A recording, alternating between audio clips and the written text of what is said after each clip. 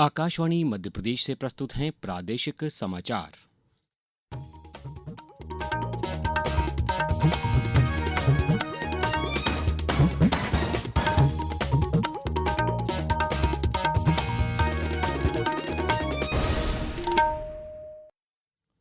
नमस्कार, समाचारों के साथ मैं अभिषेक कटियार। सबसे पहले इस बुलेटिन के मुख्य समाचार। प्रधानमंत्री नरेंद्र मोदी भारत के पहले ऑडियो विजुअल और एंटरटेनमेंट सम्मेलन वेव्स 2025 का कल मुंबई में करेंगे उद्घाटन। केंद्र सरकार ने आगामी जनगणना में जाति गणना को सम्मिलित करने का किया निर्णय। मुख्यमंत्री डॉ मोहन यादव ने किसानों के खातों में मुख्यमंत्री किसान कल्याण योजना की किस्त राशि अंतरित की। और प्रदेश में कहीं बारिश तो कहीं गर्मी का असर, करीब 40 जिलों में 2 और 3 मई को बूंदाबांदी होने की संभावना। अब समाचार विस्तार से। प्रधानमंत्री नरेंद्र मोदी भारत के पहले ऑडियो विजुअल और एंटरटेनमेंट सम्मेलन वेव्स 2025 का कल मुंबई में उद्घाटन करेंगे। इसका आयोजन जियो वर्ल्ड कन्वेंशन सेंटर में होगा। ये सम्मेलन भारत के मीडिया, मनोरंजन और डिजिटल नवाचार के क्षेत्र में वैश्विक केंद्र के रूप में स्थापित करने के उद्देश्य से आयोजित किया जा रहा है। इस 4 दिवसीय सम्मेलन की टैगलाइन निर्माताओं को जोड़ना, देशों को जोड़ना है। इसमें 90 से ज़्यादा देशों के लोग हिस्सा लेंगे, जिसमें 10,000 से ज़्यादा प्रतिनिधि, 1,000 क्रिएटर, 300 से ज़्यादा कंपनियां और 350 से ज़्यादा स्टार्टअप शामिल होंगे। ये सम्मेलन श्रव्य, दृश्य तथा मनोरंजन उद्योग के भविष्य के बारे में चर्चा के लिए वैश्विक मंच प्रदान करेगा। केंद्र सरकार ने आगामी जनगणना में जाति गणना को सम्मिलित करने का निर्णय लिया है।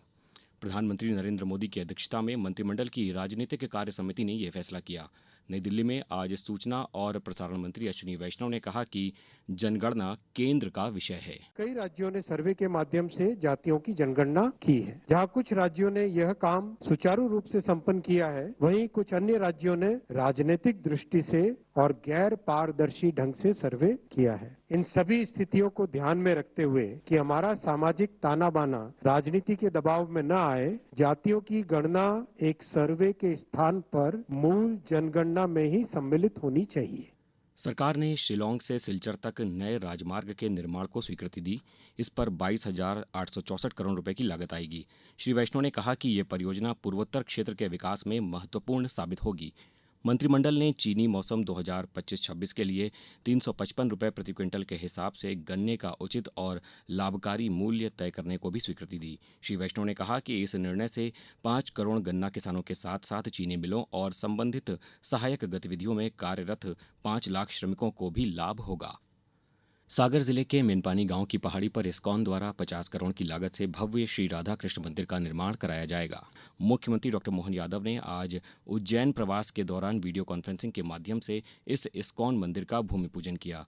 इस अवसर पर मुख्यमंत्री ने कहा कि भगवान श्रीकृष्ण के संदेशों को जन जन तक पहुंचाने में इस्कॉन की भूमिका अतुलनीय रही है। भक्ति, ज्ञान और सेवा के माध्यम से इस संस्था ने गीता के अमृत को वैश्विक स्तर तक पहुंचाया है। इस्कॉन ने सनातन धर्म की संस्कृति को लेकर परम पूज्य महाराज जी ने 10 साल के अंदर एक अलग दिशा दी। हमारे यहाँ भी सागर में आज ये नए सूर्य का उदय हो रहा है। गोपाल कृष्ण का, भगवान राम का, उनके जीवन के विविध प्रसंगों का ये जो अद्भुत स्रोता बहेगा, मेरी अपनी ओर से इस्कॉन भगवान के धाम के भूमि पूजन के अवसर पर आप सबको बधाई।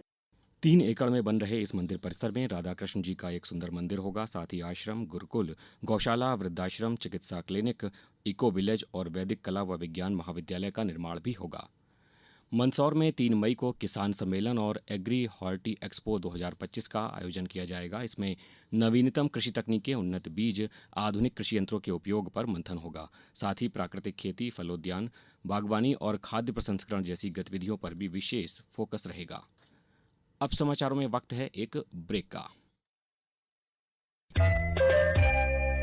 ये समाचार आप आकाशवाणी मध्य प्रदेश से सुन रहे हैं। ये समाचार बुलेटिन YouTube पर Madhya Pradesh news all India radio channel पर और फेसबुक के साथ ही एक्स प्लेटफॉर्म पर AIR न्यूज भोपाल पेज पर सुने जा सकते हैं। इसके अलावा आप हमारी वेबसाइट newsonair.gov.in पर या न्यूज ऑन AIR ऐप पर भी समाचार सुन सकते हैं।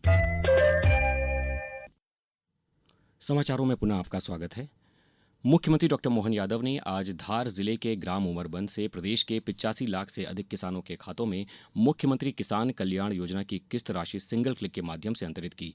योजना के हितग्राही किसानों को 2-2 हजार रुपये की राशि अंतरित की गई। योजना के तहत किसानों को कुल 1,702 करोड़ रुपये की राशि जारी की गई।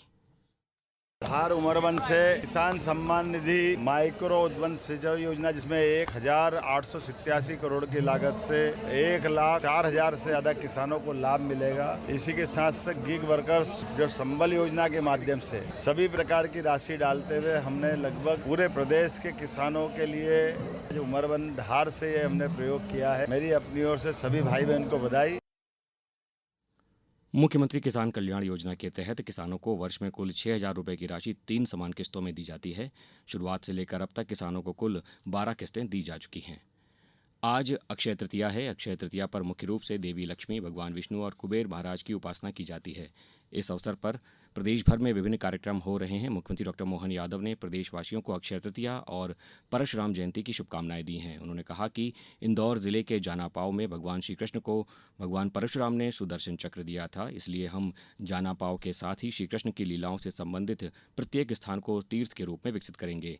राज्य के भोपाल, मुरैना, बैतूल, अशोकनगर, नीमच, छिंदवाड़ा, गुना सहित अन्य जिलों में भी आज कई कार्यक्रम आयोजित किए जाने के समाचार मिले हैं। Council for the Indian school certificate examination ने ISCE की 10वीं कक्षा और ISC की 12वीं कक्षा के परिणाम घोषित कर दिए हैं। 10वीं में 99.37% के साथ छात्रों से बेहतर प्रदर्शन किया है, वहीं 98.84% छात्र पास हुए हैं। उधर 12वीं की परीक्षा में भी लड़कियों ने बाजी मारी है। 99.45% छात्राएं पास हुई हैं, वहीं छात्रों के उत्तीर्ण होने का प्रतिशत 98.64% रहा। विद्यार्थी वेबसाइट CISCE.org और results.cisce.org पर अपने परिणाम देख सकते हैं। अक्षय तृतीया के अवसर पर उत्तराखंड के उत्तरकाशी जिले में श्रद्धालुओं के लिए गंगोत्री और यमुनोत्री मंदिर के कपाट खुलने के साथ ही उत्तराखंड में चारधाम यात्रा आज से शुरू हो गई है। वैदिक मंत्रोच्चार और अन्य धार्मिक अनुष्ठानों के बीच कपाट खोले गए।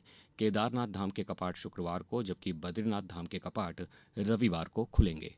अब रुक करते हैं मौसम का। प्रदेश में कहीं बारिश तो कहीं गर्मी का असर देखने को मिल रहा है। करीब 40 जिलों में 2 और 3 मई को बूंदाबांदी हो सकती है। जिन जिलों में मौसम बदलेगा उनमें भोपाल, जबलपुर और ग्वालियर भी शामिल हैं। मौसम विभाग के अनुसार 2 मई को पश्चिमी विक्षोभ सक्रिय हो रहा है, जिसका असर अगले 3 दिन तक रह सकता है। अब कुछ समाचार संक्षेप में।